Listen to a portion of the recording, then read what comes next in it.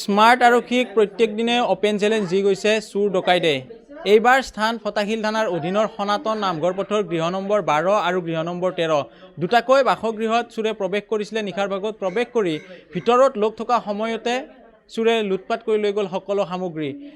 এই যি বাসগৃহৰ কথা উল্লেখ কৰিছোঁ দামোদৰ শৰ্মা, তেখেত এজন প্ৰাক্তন আৰক্ষী বিষয়াৰ ঘৰতে প্ৰৱেশ কৰি এক প্ৰকাৰ অপেন চেলেঞ্জ দি গৈছে। তিনিটা তেওঁৰ ভাড়া ৰুম আছিলে, ভাড়া ৰুমত খিলি ভাঙিছিলে আৰু খিলি ভাঙি প্ৰৱেশ কৰিছিলে। প্ৰথমতে এটা খিলি দেখুৱাইছে দৰ্জাৰ এইটো হুক, আৰু এই হুক ভাঙি প্ৰৱেশ কৰি নগদ ধন সোণৰূপৰ আ অলংকাৰ লৈ গৈছিলে। ভিতৰ ভাগত কিন্তু লোক আছিলে। ঠিক একেদৰে পিছফালে এটা ভাড়া ৰুমৰ কোঠালি আছে, আমি গৈছোঁ, সেইটোও দেখাই দিম। আৰু ঠিক একেদৰে উল্লেখ কৰিব লাগিব যে চুৰে চুৰি কাৰ্য সংঘটিত কৰি বা গোটেই ঘটনা সম্পাদিত কৰি তেখেতসকলে বাহিৰৰ পৰা চুৰে ৰছী লগাই থৈ পলায়ন কৰিছিলে। এই গোটেই ঘটনা পোহৰলৈকে আহিছিলে যে সমীপত থকা আন এটা কোঠালিত চুৰি কৰি আছিলে আৰু চুৰি কৰি মহিলাৰ গলৰ পৰা চেইন আৰু কাণৰ পৰা সোণা কাঢ়িব খুজিছিলে। তেতিয়া এই গোটেই ঘটনা পোহৰলৈকে আহিছিলে। আপুনি এই ঘৰৰ মালিক, কি হৈছিলে কওকচোন? ৰাতি আহিছে চুৰে, আমিতো গম নাপাওঁ। আৰু তাৰপিছত মানে দুই ঘৰৰ মানে আগতে প্ৰথমতে দুই ঘৰৰ নিছে, এক ঘৰৰ নিছে মানে মানি বেগ নিছে, মোবাইলটো নিছে, বিছনা চাদৰ আৰু স্পৰ্টিং এটা নিছে। আৰু নেক্সট ঘৰৰ মানে সেইটোতো মানে মানি বেগ নিয়া নাই, মোবাইলটো নিছে। আৰু এটা ৰুমৰ পৰাই মানি বেগ নিছে, অলপ পইচা লৈছে আৰু দুটা মোবাইল আৰু কাণফুলি নিছে। নিয়াৰ পিছত যেতিয়া মাইকীটোৰ গলত মানে কাণফুলি আৰু গলত মানে ধৰিব খুজিছে, তেতিয়া মাইকীটো সাৰি পাই পেলাই চিঞৰ বাখৰ লগাই দিলে। কিন্তু প্ৰত্যেকটা ঘৰতে তাৰমানে বাহিৰৰ পৰাই মানে কাপোৰেদি বান্ধি লৈছে, মানে ওলাব নোৱাৰে। আৰু মোৰ ঘৰতো তাৰমানে হুক দি পেলাই বান্ধি থৈছে যাতে আমি ওলাব নোৱাৰোঁ। মোৰ ঘৰতো চাইছিল চেষ্টা কৰি, কিন্তু পাৰা নাই। মানে আপোনালোকে মালিক থকা ঘৰতো বাহিৰৰ পৰা তলা লগাই দিছিলে? মানে হুক দিছে আৰু মানে একফালে আৰু ইফালে দৰ্জা মানে চিটকিনি মাৰি মানে খুলিব বিচাৰিছে, কিন্তু খুলিব নৰিলাক আমাৰ।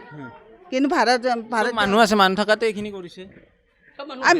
আমিতো মানুহ আছোঁ, প্ৰত্যেকটা ৰুমতে মানুহ আছে, প্ৰত্যেকটা ৰুম আছে। কিন্তু যেতিয়া গলত মানে চেইনটো মানে কাঢ়িব খুজিছিল, তেতিয়া মানে সেই মাইকীজনে সাৰ পাই পেলাই মানে চিঞৰ বাখৰ কৰি পেলাই গিৰিয়েকটো উঠলাক, সিও উঠলাক।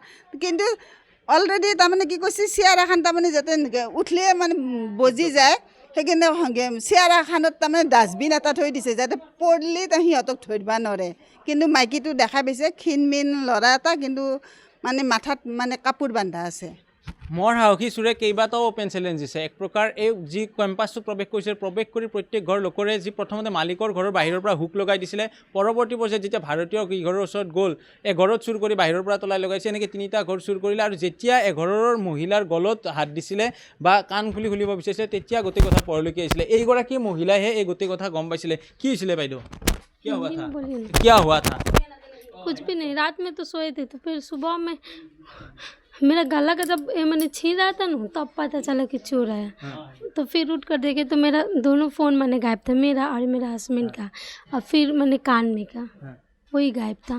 और फिर कचरा वाला वहाँ पे डिब्बा रख दिया था, और फिर कुर्सी दो वहीं पर रख दिया था कि आएगा तो फिर कोई उतरेगा तो ठेस लग जाए तो गिर जाएगा, इसीलिए।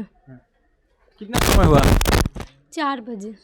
পুৱতি নিশা 4 বজাত এই চুৰে প্ৰৱেশ কৰিছিলে। আৰু প্ৰতি ঘৰ লোকৰে বাহিৰত তলা লগাৰ সমান্তৰালকৈ একোটা ডাষ্টবিন থৈ গৈছিলে, যাতে দৰ্জা খুলিলে ডাষ্টবিনটো পৰে বা ডাষ্টবিনৰ শব্দ পায় যাতে চুৰে পলাব পাৰে বা উদাব পাৰে। ঠিক একেদৰে গৃহ নম্বৰ 12 দামোদৰ শৰ্মা, তেখেতে এগৰাকী আৰক্ষী বিষয়া আছিল। আৰু ঠিক একেদৰে গৃহ নম্বৰ 13তো চুৰি হৈছিলে। 13ৰ বাসগৃহৰ স্বত্বাধিকাৰী হৈছে স্মিতা বসুমতাৰী। আপোনাৰ পৰা স্মৃতিৰেখা দৈমাৰী, কি কিনিছিলে আপোনাৰ? মোৰ মোবাইল লৈ গৈছে, ATM লৈ গৈছে।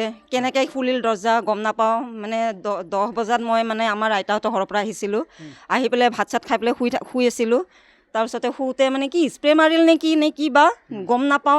অন্য দিনটো মই সাৰি পাওঁ আৰু কাৰেণ্ট যোৱাও গম নাপাওঁ। এনে কাৰেণ্ট গ'লে মই গম পাওঁ, উঠোঁ, আৰু অন্য দিন ৰাতিলৈকে থাকোঁ। কালি কিবা হ'ল হঠাতে মানে একদম মানে হুচ নোহোৱাকৈ শুই গ'লোঁ। আৰু মানে মানুহে কেম্পাছত গোটেই বাহিৰৰ এইফালে লগ মোৰ টানিছে, মোৰ টানি পেলাই খুলিছে।